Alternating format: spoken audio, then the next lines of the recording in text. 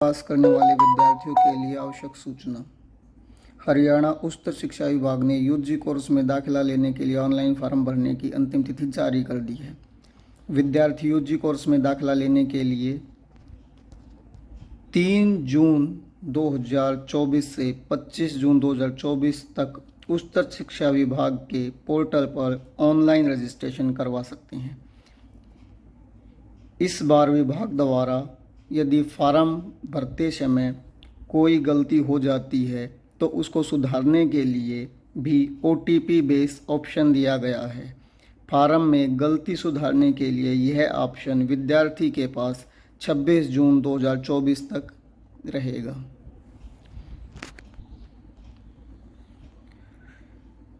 Form complete करने के बाद विद्यार्थी के फॉर्म को कॉलेजों के द्वारा वेरीफाई किया जाता है। यदि किसी विद्यार्थी के फॉर्म में किसी भी प्रकार की कोई गलती पाई जाती है, इसकी सूचना विद्यार्थी को फॉर्म में दिए गए मोबाइल नंबर पर SMS या फॉर्म में दी गई ईमेल पर मेल के माध्यम से प्राप्त होता है।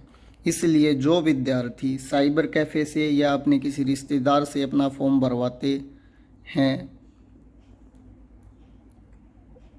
तथा उन्हीं की ईमेल डाल देते हैं, जिसके कारण विद्यार्थी को सूचना का पता नहीं चलता और यदि उनका फॉर्म किसी कारणवश अनवेरीफाई हो जाता है या कोई ऑब्जेक्शन लगता है और उनका फॉर्म रिजेक्शन होने के पता न चलने के कारण उनका फॉर्म कंप्लीट नहीं माना जाता और उन्हें मेरिट लिस्ट में कंसीडर नहीं किया जाता। तो इसके लिए विद्यार्थी ध्यान दें कि पहले ही अपनी ईमेल आईडी बना लें और अपनी ईमेल आईडी ही फॉर्म में डलवाएं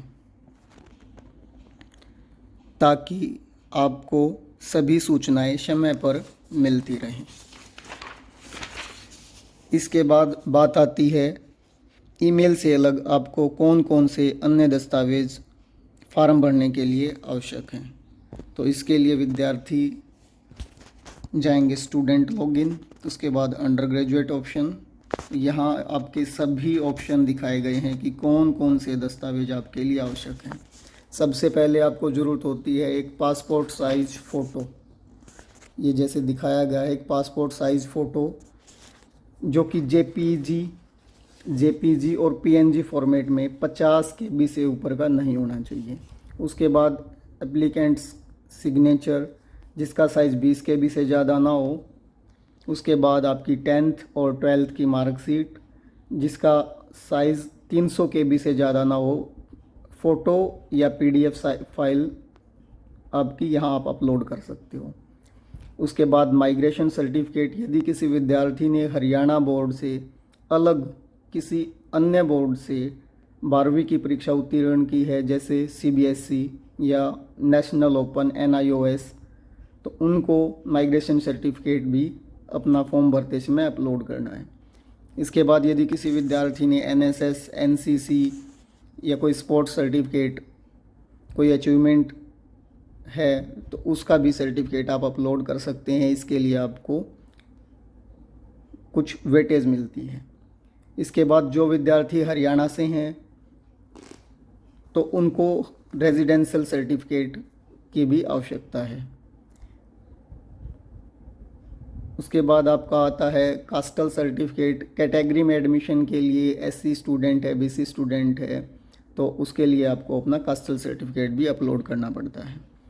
उसके बाद आता है आपका इनकम सर्टिफिकेट। आपको जो विद्यार्थी SC स्टूडेंट है वो उनका इनकम सर्टिफिकेट लगता है, यदि फॉर्म में मैंडेटरी दिया गया है तो ही अपलोड करें, अन्यथा ज़रूरत नहीं है। इसके बाद आता है गैप ईयर। जिन विद्यार्थियों का 12वीं में कोई गैप है 12वीं के बाद, तो वो विद्यार्थी अपना गैप ईयर सर्टिफिकेट भी अपलोड करें, उसके बिना उन्हें एलिजिबल नहीं किया जाएगा, उनका फॉर्म वेरीफाई नहीं होगा। इसके बाद विभाग ने मेनली 6 स्टेप दिए हैं, जैसे कि ऑनलाइन रजिस्ट्रेशन। सबसे पहले आपको अपना ऑनलाइन रजिस्ट्रेशन करवाना है। इसके बाद आपका फॉर्म फिल करना है। फॉर्म फिल करने के बाद आपको अपने कॉलेजेस चूज करने हैं। जैसे आपको यदि रोहतक डिस्ट्रिक्ट के अंदर बात करें तो यदि कोई विद्यार्थी अपनी फर्स्ट चॉइस है नेकीराम कॉलेज, सेकंड चॉइस है आईसी कॉलेज, थर्ड चॉइस है गवर्नमेंट कॉलेज सापला, तो तीनों में से सबसे पहले उसको किस कॉलेज में एडमिशन लेना है वही प्रेफरेंस पहले नंबर पर रखे। यदि आपने गलती से, आपका मन है कि तीनों में से किसी कॉलेज में हो जाए लेकिन आपकी फ़र्स्ट चॉइस नेकीराम कॉलेज है, और यदि आप गलती से पहले नंबर पे गवर्नमेंट कॉलेज सापला भर देते हो, तो यदि आपका मेरिट लिस्ट में गवर्नमेंट कॉलेज सापला अलॉट होगा और आपकी फ़र्स्ट चॉइस नेकीराम होने के बावजूद भी आपको गवर्नमेंट कॉलेज सापला में फ़ीस भरने का ऑप्शन दिया जाएगा। इसलिए विद्यार्थी ध्यान दें कि जिस कॉलेजेस में को आपको फ़र्स्ट प्रेफरेंस देनी है उसको सिलेक्ट करें, उसके क्रम अनुसार ही आप अपनी चॉइस फिल करें। तीसरा स्टेप है ऑनलाइन वेरिफिकेशन। विद्यार्थी के एप्लीकेशन फॉर्म को वह कॉलेज वेरीफाई करता है जिसको वो फर्स्ट प्रेफरेंस डालते हैं, ठीक है। यदि विद्यार्थी का कोई ऑब्जेक्शन रेज होता है, जैसा कि मैंने बताया था, तो यदि फॉर्म पर कोई ऑब्जेक्शन लगाया जाता है तो उसके लिए विद्यार्थी को एसएमएस या ईमेल के माध्यम से अलर्ट मिलेगा। उसकी ईमेल पर या उसके फ़ोन पर एसएमएस आ जाएगा, जो भी आपने ईमेल आईडी फार्म में दी है या आपने जो भी नंबर अपने फॉर्म में भरा है, मोबाइल नंबर। और इसके लिए यदि फार्म पर कोई ऑब्जेक्शन लगता है तो आपको फॉर्म को दोबारा से उस ऑब्जेक्शन को रिमूव करके सबमिट करना है। इसके बाद आती है कि आपकी मेरिट लिस्ट आपकी कब कब लगेंगी वो आपको अभी साथ साथ बता दिया जाएगा, लेकिन इस प्रोसेस में आपकी उसके बाद आती है आपकी मेरिट लिस्ट लगने के बाद आपको फ़ीस पेमेंट करनी है, और उस फीस पेमेंट के बाद ही आपका एडमिशन कंफर्म होता है। अब बात करते हैं मेरिट लिस्ट कब कब लगेंगी, किस किस तारीख को मेरिट लिस्ट लगनी है। तो पहली मेरिट लिस्ट आपकी प्रोविज़नल मेरिट लिस्ट आएगी 2/7/2024। यदि इस मेरिट लिस्ट में कोई गलती है तो इसमें विद्यार्थी का कोई काम नहीं है। कॉलेजेस अपने विभाग को सूचना देंगे और उस मेरिट लिस्ट को ठीक करवाएंगे। आपकी जो मेरिट लिस्ट आनी है विद्यार्थियों के लिए वो आएगी 3/7/2024 को।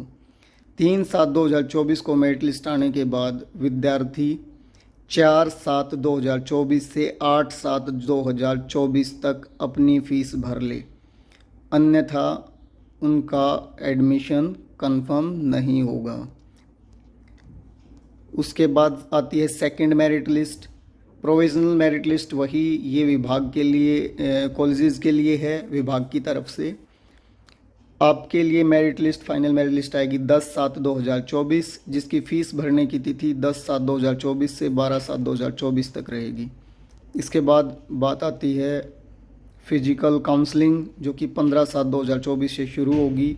15/7/2024 को जो फिज़िकल काउंसलिंग होनी है वो सिर्फ उन विद्यार्थियों की होगी जिन विद्यार्थियों ने फॉर्म फिल कर दिया है पहले ही, 25 जून 2024 से पहले अपना फॉर्म फिल किया था, लेकिन परसेंटेज कम होने के कारण उनका फर्स्ट और सेकंड मेरिट लिस्ट में नाम नहीं आया।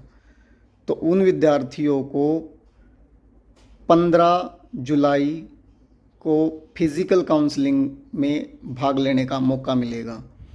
यदि किसी विद्यार्थी ने 25 जून 2024 तक अपना फॉर्म ही नहीं भरा है, उन नए विद्यार्थियों को 16 जुलाई 2024 को नया फार्म भरने के लिए अवसर मिलेगा।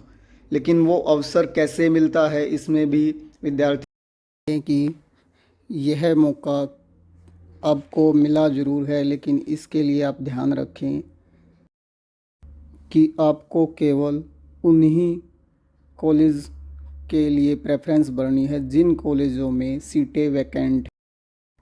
यदि आप